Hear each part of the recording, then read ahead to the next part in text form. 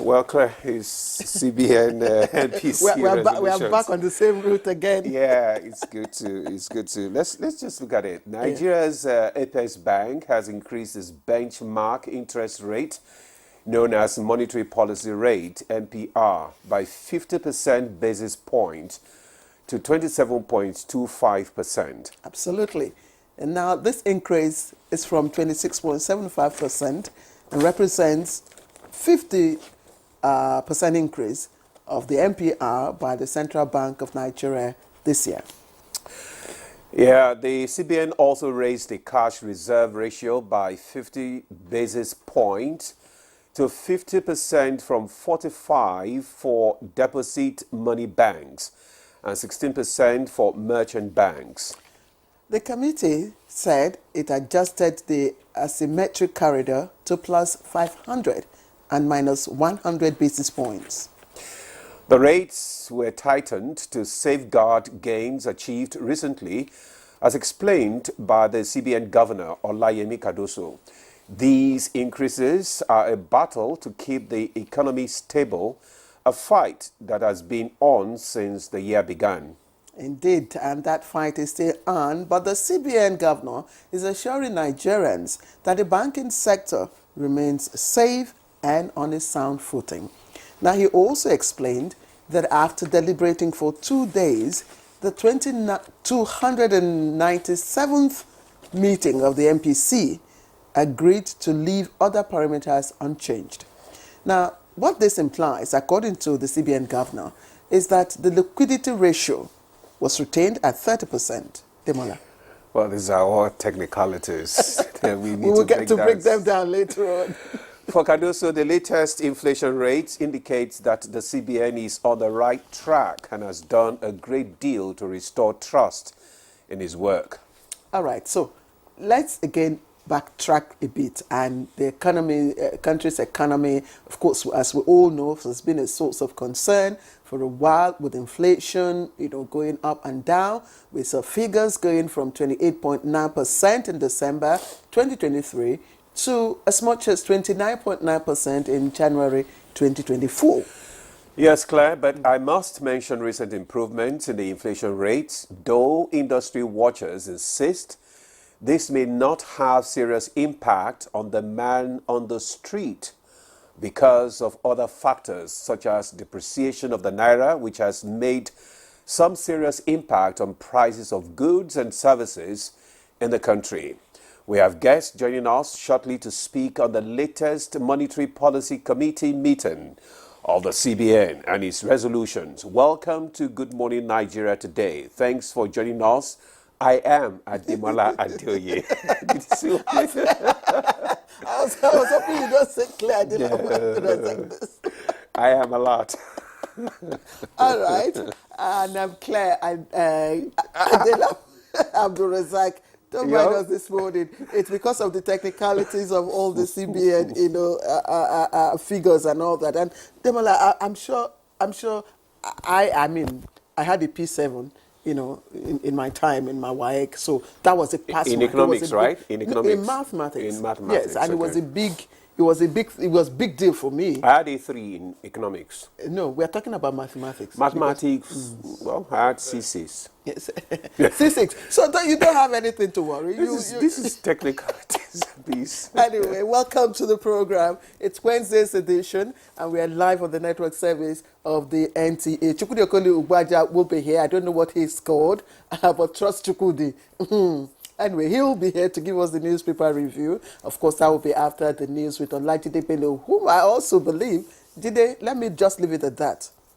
Okay, thank you. Good morning, Claire. Good morning, and I'm Olajide. Anyways, I won't forget my name. Sure, for sure.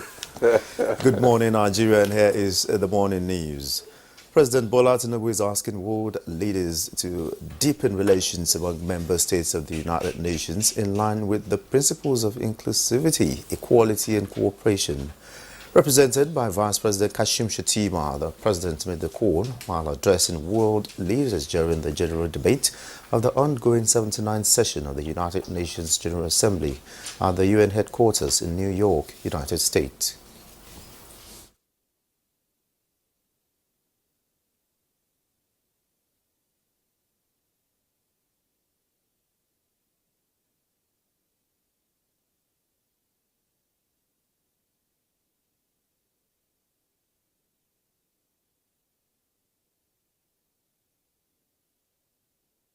Addressing the root causes of conflict is often the first step towards providing long-term solutions. Clearly, some of the root causes of conflict are social in nature, including poverty, hunger, ignorance, inequality, and exclusion, as well as other forms of injustice.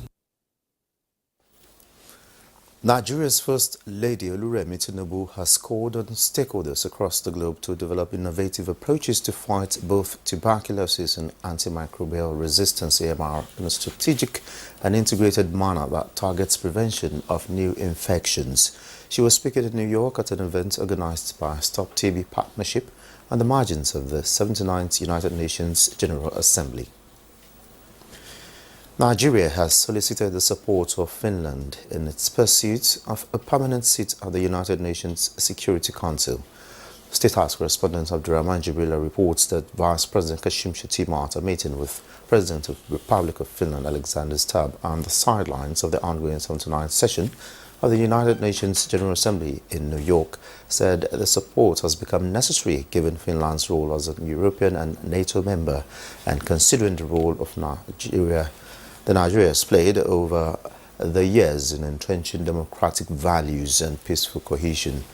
Nigeria has already indicated interest in the UN Security Council seat following calls for reforms and expansion of the Council by some UN member countries. President Stubb of Finland expressed total support for the expansion and reconstruction of the UN Security Council, saying the dynamics of the modern world demand such change. In a related development at the meeting between Vice President Shettima and the African Union Chairperson Musa Faki Mahamat, Vice President Kashim Shettima stressed the need for consolidation of democracy as well as peaceful collaborations. The Vice President indicated Nigeria's interest in hosting the African Central Bank, maintaining that Africa has come of age to host one. The AU Chairperson thanked Nigeria for its role in stabilizing Africa, adding that the AU will continue to ensure that African stability and peace remain a priority. The Senate resumes plenary after 2 months of recess to attend to legislative business.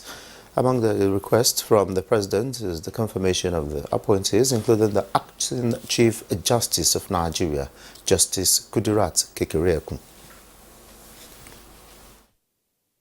These glimmers of hope paved the way for a brighter future. The hard-won gains must not overshadow the pressing issues that still loom large before us. We must, as senators, prioritize the issues of security of our great nation. President Bola Tinubu has approved a revision of the Consolidated Public Service Salary Structure Campus and 11 other structures with effect from 29 July 2024 in line with the National Minimum Wage Act 2024. Chairman National Salaries, Income and Wages Commission, Ekwonta, disclosed this to newsmen in Abuja.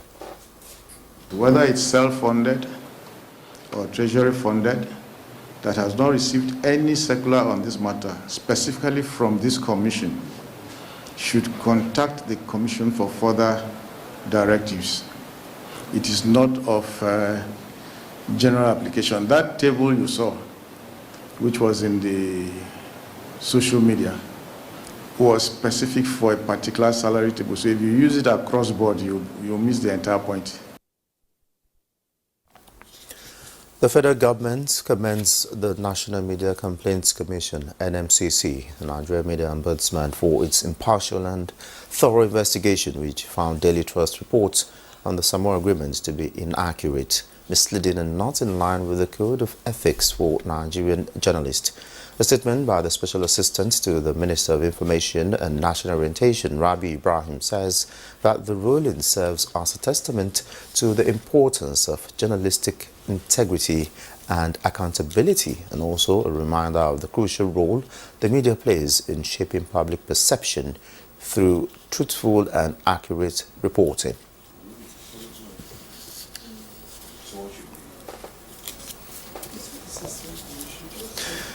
And that's it on the morning news. Good morning, Nigeria continues with Demola and Claire after this break. Don't go away.